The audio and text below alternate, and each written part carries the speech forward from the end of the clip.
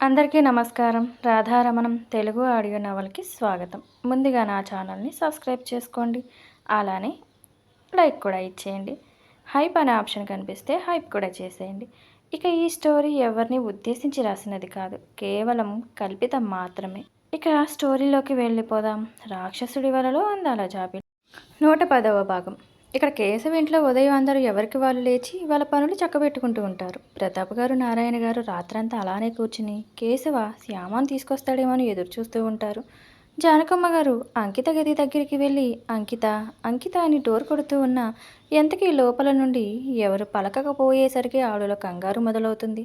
వెంటనే ప్రతాప్ గారి వైపు చూస్తూ, ఏవండి, లోపల ఏ అలికిడి వినపడడం లేదండి, నాకు చాలా కంగారుగా అనిపిస్తుంది అని చెప్పేసరికి ప్రతాప్ గారికి కూడా కంగారు పుడుతూ ఉంటుంది. జానకి, కేశవ్ వస్తేనే కానీ ఆ తలుపులు తెరుచుకోవు, నేను కేశవ్ కోసం ఎదురు చూస్తున్నాను అని అందరూ కేశవ్ కోసం ఎదురు చూస్తూ ఉంటారు. ఇక్కడ గదిలో నిఖిత రాత్రంతా పడుకోకుండా అలానే ఏడుస్తూ ఉంటుంది. సుకన్య నిద్ర లేచేసరికి నిఖిత అలానే బెడ్ మీద కూర్చుని ఏడుస్తూ ఉన్నదాన్ని చూస్తూ తన పక్కకి వచ్చి కూర్చుని, ఏంటి నిఖిత, ఎందుకు ఏడుస్తున్నావు? రాత్రంతా ఇలానే పడుకోకుండా ఏడుస్తూ ఉన్నావా? ఇలా కొత్త పెళ్లి కూతురు ఇలా ఏడుస్తూ ఉంటే ఇంటికి మంచిది కాదు అని తన కన్నీళ్లు తుడుస్తూ అంటుంది సుకన్య. నిఖిత సుకన్యని కోపంగా చూస్తూ, నాకప్పుడే ఈ పెళ్లి చేసుకోవడం అస్సలు ఇష్టం లేదు, కానీ ఇక్కడ జరిగేదంతా కూడా నాకు నచ్చడం లేదు. పాపం రాత్రి శ్యామ అని అందరూ నిందిస్తూనే ఉన్నారు. కనీసం నువ్వు ఒక్క మాట కూడా మాట్లాడావా? అంకిత అక్కని కొట్టి గదిలో బంధించారు, కానీ మీకు మాత్రం చీమ కుట్టినట్టు కూడా లేదు. చాలా ప్రశాంతంగా పడుకుని ఉన్నట్టున్నావుగా. వాళ్ళు ఎలా ఉన్నారో ఏంటో అని బాధగా ఉంటుంది నిఖిత. సుకన్య నిఖిత మాటలకు చిన్నబుచ్చుకుంటూ, అవును నిఖిత, నువ్వు చెప్పేది నిజమే. శ్యామ, అంకిత, పృథ్వ ఎలా ఉన్నారు అని ఆలోచిస్తూ రాత్రి అంకిత శ్యామ పేరు చెప్పిన తరువాత కేశవ తనని ఏమీ అనకుండా ఎందుకు మౌనంగా ఉండిపోయాడు అంటే దానికి అర్థం ఏంటి అని ఆలోచించుకుంటూ ఉంటే ఎందుకో ఆ అనుమానంలో ఏదో పెద్ద ప్రమాదమే శ్యామకు వస్తుందేమో అని అనుమానం కలుగుతూ ఉంటుంది. తనకి భయంగా అనిపిస్తుంది. కానీ అంతలోనే శ్యామ అంటే కేశవ గారికి చాలా ప్రేమ కదా, తన అత్త కూతురని కూడా తెలుసు కదా. శ్యామ తప్పు చేసినందుకు తనకి ఏమైనా శిక్ష వేస్తాడా లేక వదిలేస్తాడా? ఎందుకు కేశవ మౌనం నాలో భయాన్ని కలిగిస్తుంది అనుకుంటూ వెంటనే బయటికి వెళ్ళి అసలు శ్యామ ఎలా ఉందో ఏంటో చూడాలని అంకిత గెడ్డం పట్టుకుని, చూడు నిఖిత, నువ్వు అంటున్నది నిజం, నేను ఒప్పుకుంటాను. నేను ఒకప్పుడు శ్యామని ద్వేషించాను, కానీ ఇప్పుడు కాదు. తన పరిస్థితికి చాలా బాధపడుతున్నాను. ఇక అంకిత అన్నీ తెలిసే తప్పు చేసింది, అందుకే మీ అన్న శిక్ష వేశాడు, తను అనుభవిస్తుంది. కానీ ఇలా బాధపడుతూ కూర్చుంటే ఎలా చెప్పు? నీకు ఇష్టం లేకుండా పళ్ళానంత మాత్రాన ఇప్పుడు ఏమవుతుంది? ఒకే ఇంట్లో ఉంటున్నారు కదా ఇద్దరు. మీ ఇద్దరు ఒకరినొకరు అర్థం చేసుకున్నాక అప్పుడు మీ లైఫ్ని ప్రారంభించండి. కిరణ్ గారు చాలా మంచివారు, అది నీకు కూడా తెలుసు. అర్థం చేసుకోవడానికి కొంచెం సమయం పడుతుంది. పద, బయటికి వెళ్తే అందరూ ఎలా ఉన్నారో తెలుస్తుంది అని నిఖితని మంచిగా చెబుతుంది సుకన్య. సుకన్య మాటలకు కొంచెం తన మనసు ప్రశాంతంగా మారుతుంది. కానీ తన మనసులో ఒక భావన తొలిచేస్తూ ఉంది. అంటే బావ అక్కని పెళ్లి చేసుకోవడానికి ఒప్పుకున్నాడు అంటే అక్కని ఇష్టపడాడనే కదా అర్థం. ఇప్పుడు సడన్గా నన్ను పెళ్లి చేసుకుంటే నేను అక్క ప్లేస్లో ఎలా ఉండగలను అని బాధగా అంటుంది నిఖిత సుకన్యతో. అయ్యో నిఖిత, ఇంకా నువ్వు అదే ఆలోచిస్తున్నావా?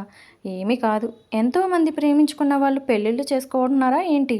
ఇలా పెళ్లి పీటల మీద ఆగిపోయిన పెళ్ళిళ్ళు ఎన్నో, అందుకని వాళ్ళు కూడా అక్కడే ఆగిపోతున్నారా ఏంటి? మళ్ళీ పెళ్లి చేసుకోవడం లేదా? అయినా నీకు ఒక విషయం అర్థం కావడం లేదు. అంకిత కిరణ్ని ప్రేమించలేదు.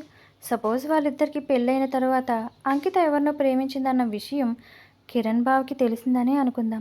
అప్పుడు వాళ్ళిద్దరి పరిస్థితి ఏంటి? మీ అక్కతో మీ బావని ఆనందంగా చూడగలవా? లేదు కదా. ఇప్పుడు జరిగింది తన మంచికి, అందుకే చెబుతున్నా, మీ ఇద్దరికి రాసి పెట్టి ఉంది. అందుకే కిరణ్ నీ మెడలో తాళి కట్టాడు. మీ ఇద్దరిది జన్మజన్మల అనుబంధం, అర్థమైందా అని సుకన్య చెబుతుంది. నిఖితకి సుకన్యను చూస్తూ ఉంటే చాలా ఆశ్చర్యంగా అనిపిస్తుంది. నిఖిత తనని చిన్నప్పటి నుంచి చూస్తుంది. సుకన్యని ఎప్పుడు కోపంగా ఉండేది, తనని ఏదో ఒకటి అంటూ ఉండేది. కానీ ఈరోజు ఇంత ప్రేమగా మాట్లాడుతుంటే నిఖిత సుకన్యని హత్తుకుని, అవును సుకన్య, నువ్వు చెబుతుంది నిజమే అని అంటుంది నిఖిత. సుకన్య నవ్వుతూ, ఇంకేమీ ఆలోచించకు, కొన్ని రోజులు గడిస్తే అంతా మామూలైపోతుంది. లేచి వాష్రూమ్కి వెళ్ళి రెడీ అయ్యిరా, మన కోసం బయట అందరూ వెయిట్ చేస్తూ ఉంటారు అని నిఖితకి సర్ది చెబుతూ ఉంటే, సరే అక్క అని నిఖిత వాష్రూంలోకి వెళ్తుంది. సుకన్య అలానే కూర్చుని ఆలోచిస్తూ, ఏంటో ఒక్క రోజులో జీవితాలు తారుమారైపోయాయని తను కూడా బయటకు రావడానికి రెడీ అవుతూ ఉంటుంది. అందరూ కేశవ్ కోసమే బయట ఎదురు చూస్తూ ఉంటారు. కానీ అంతలోనే ఇంటి ముందు ఒక పెద్ద బెంచ్ కారు వచ్చి ఆగుతుంది.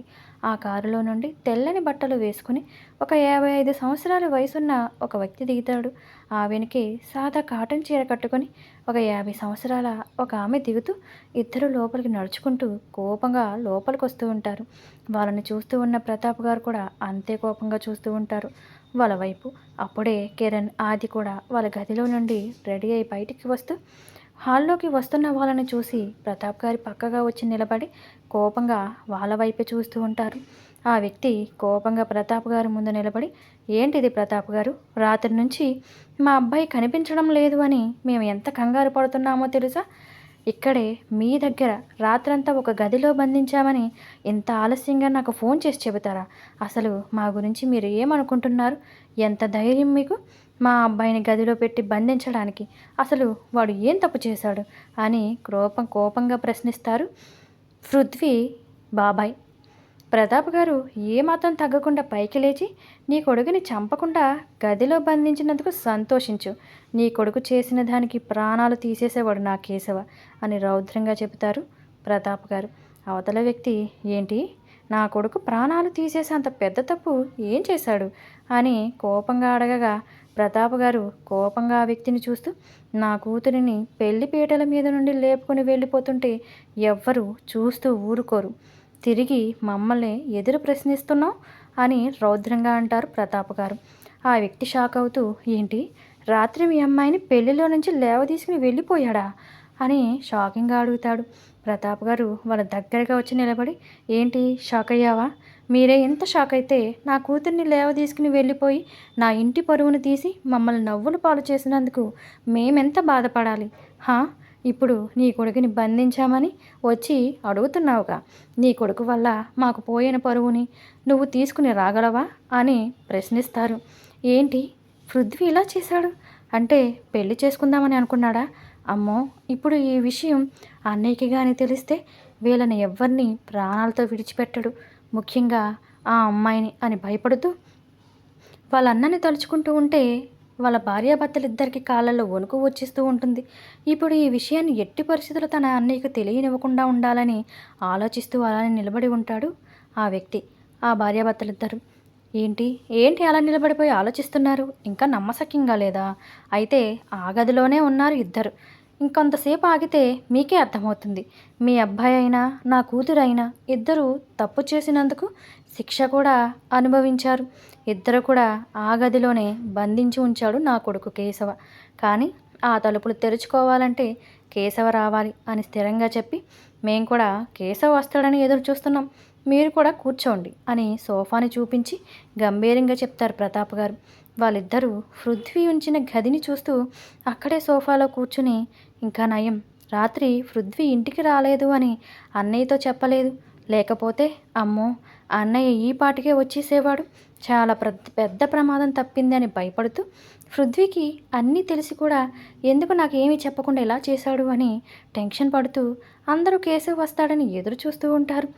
ఇక్కడ కేశవ గదిలో శ్యామకి మెలకు వచ్చి చూసేసరికి తను ఎక్కడ ఉందో చూసుకుని భయంగా తను కేశవ మీద పడుకోవడం, కేశవ శరీరం షర్టు లేకుండా కేశవ ఛాతి భాగం శ్యామ ముఖానికి తగులుతుంటే తన చెయ్యి కేశవ మీద వేసి ఉన్నదాన్ని చూసి కంగారుగా పైకి లేద్దామనుకుంటుంది. కానీ కేశవ తన చేతితో తన నడుముని బలంగా పట్టుకుని తనని హత్తుకుని ఉండేసరికి శ్యామ ఆ అని తన నోటి మీద చేతులు వేసుకుని లేద్దామని ప్రయత్నిస్తుంది. కానీ లేవలేకపోతుంది. ఏంటి ఈ ఒక్క చేయినే నేను విడిపించుకోలేకపోతున్నాను అంటే రాత్రంతా నేను ఇలానే పడుకున్నానా?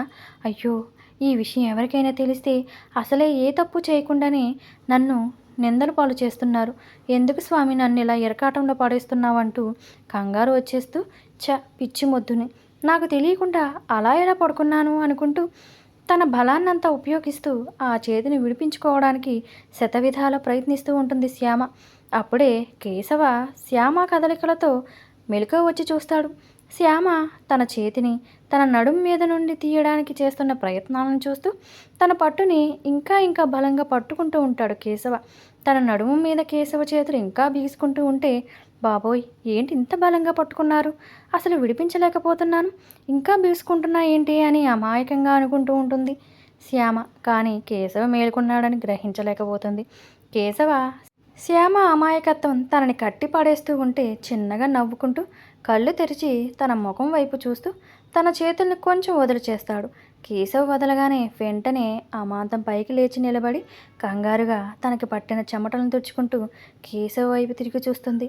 శ్యామ లేచిన వెంటనే కేశవ అప్పుడే మెలకువ వచ్చి లేచినట్టు పైకి లేస్తూ ఒళ్ళు విరుచుకుంటూ శ్యామని చూస్తూ తననే కంగారు పడుతూ భయంగా తన వైపే చూసేదాన్ని చూస్తూ, ఏంటి రాత్రి నన్ను పట్టుకుని బాగా నిద్రపోయినట్టున్నావు అని కనురెప్పలు ఎగరేస్తూ చిన్నగా నవ్వుతూ బెడ్ దిగి శ్యామ దగ్గరికి నడుచుకుంటూ వస్తాడు కేశవ. శ్యామ భయంగా వెనుకకు అడుగులు వేస్తూ గోడ రాగానే ఆగిపోయి కేశవ గారు అంటూ పిలుస్తుంది. కేశవ తన భయాన్ని చూస్తూ వేలితో తన ముఖాన్ని రాస్తూ ఇంకో చేతితో తన నడుమును పట్టి తన దగ్గరగా అదుముకుంటూ, ఎందుకే అంత భయపడుతున్నావు నేనంటే? ఈ భయం రాత్రి ఏమైంది? రాత్రంతా నన్ను హత్తుకుని పడుకున్నావు, అప్పుడు భయపడని దానివి, ఇప్పుడు నన్ను చూసి ఇంత భయపడుతున్నావు. ఇలా అయితే నీతో చాలా కష్టం అంటూ వేలితో తన పెదవులు రాస్తూ, కొంచెం ధైర్యం తెచ్చుకో, ఎందుకంటే ఇక నుండి నువ్వు నాతోటే ఉండాలి అని కేశవ కన్నింగా చెబుతూ ఉంటే, శ్యామ కేశవ చెబుతున్న మాటలకి కేశవ షర్టు లేకుండా తనకి అంత దగ్గరగా నిలబడిన దానికి తను చేస్తున్న దానికి భయంతో కేశవం చూస్తూ ఉంటుంది. నీకు ఇంకొక విషయం చెప్పాలి, రేపు నీ అంతటి నువ్వే వచ్చి నీ శరీరాన్ని అంటూ తనని చూపిస్తూ నాకు అర్పించాలి అని కేశవ శ్యామ కళ్ళల్లోకి చూస్తూ చెప్పేసరికి శ్యామకి ఒక్కసారిగా గుండెదడ పెరిగిపోతుంది. తన గుండెల మీద చెయ్యి వేసుకుని అదుపు చేసుకుంటూ కేశవని కొటగలు మింగుతూ చూస్తూ ఉంటుంది.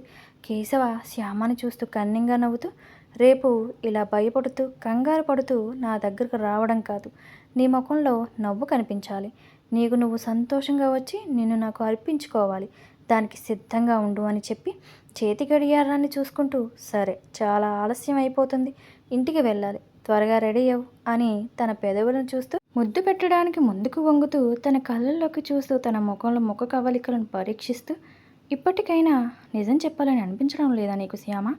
సరే అసలు ఏం చేస్తావో నేను చూస్తానుగా అని మనసులోనే కన్నింగా అనుకుంటూ శ్యామ పేదలను అందుకుందామని ముందుకు వస్తుంటే, సార్ ప్లీజ్ అని కళ్ళ నీళ్ళతో తన ముఖాన్ని పక్కకు పెట్టుకుంటుంది శ్యామ. శ్యామ చేసిన దానికి తన వైపు కోపంగా చూస్తూ విసుగ్గా తనని వదిలి, ఈరోజు వదిలేస్తున్నాను, ఎందుకంటే ఇంటి దగ్గర జరిగే కార్యక్రమాలు చాలా ఉన్నాయి, రేపు మాత్రం ఇలా వదిలేస్తానని మాత్రం అనుకోకు, రేపు ఇదే సమయానికి నువ్వు ఇక్కడ ఉండాలి అని చెప్పి వెళ్ళి త్వరగా రెడీ అయ్యిరా అని శ్యామని వాష్రూమ్కి పంపించేస్తాడు కేశవ. శ్యామ భయంగా చిన్నగా అడుగులు వేసుకుంటూ, ఏంటి రేపు ఇదే సమయానికి నేను ఇక్కడికి రావాలా, నన్ను వదలరా అని తనకి తన జీవితం ఏమవుతుందో అని భయపడుతూ వాష్రూమ్లోకి వెళ్ళి రెడీ అయి బయటికి వస్తుంది. తను వచ్చేసరికి కేశవ్ కూడా రెడీ అయి నిలబడి శ్యామని చూస్తూ పద అని కేశవ వెళ్ళి జీప్ డ్రైవింగ్ సీట్లో కూర్చుంటాడు. శ్యామ కూడా మెల్లిగా నడుచుకుంటూ వెళ్ళి కేశవ పక్కన కూర్చుని ముందుకు చూసేసరికి అక్కడ ఉన్న వాళ్ళందరూ తన వైపే అదొక మాదిరిగా చూస్తూ ఉంటే శ్యామ వాళ్ళ చూపుల్ని తట్టుకోలేక తన తలని కిందకి దించుకుని ఉండిపోతుంది. కేశవ వాళ్ళని పట్టించుకోడు, వెంటనే జీప్ని ముందుకు పోనిస్తాడు. ఇక్కడ అందరూ కేశవ్ కోసమే ఎదురు చూస్తూ ఉంటారు. జీప్ వచ్చి ఇంటి ముందు ఆగుతుంది. ఆ జీప్ సౌండ్కి లోపలున్న అందరూ కేశవ రావడాన్ని, కేశవ్ వెనకాల శ్యామ రావడాన్ని చూస్తూ కొనసాగుతూ ఉంటుంది. నా స్టోరీ ఎలా ఉందో మీ కామెంట్స్ రూపంలో తెలపండి. నచ్చితే లైక్ కూడా చేయండి. హైప్ అనే ఆప్షన్ కనిపిస్తే హైప్ కూడా చేయండి. ఇంకా ఎవరైనా సబ్స్క్రైబ్ చేసుకోకపోతే వెంటనే సబ్స్క్రైబ్ చేసుకోండి. కొత్తగా చదివే వాళ్ళు సబ్స్క్రైబ్ చేసుకోవట్లేదు, ప్లీజ్ సబ్స్క్రైబ్ చేసుకోండి. రేపు వచ్చే ఎపిసోడ్లో కలుసుకుందాం. నమస్తే.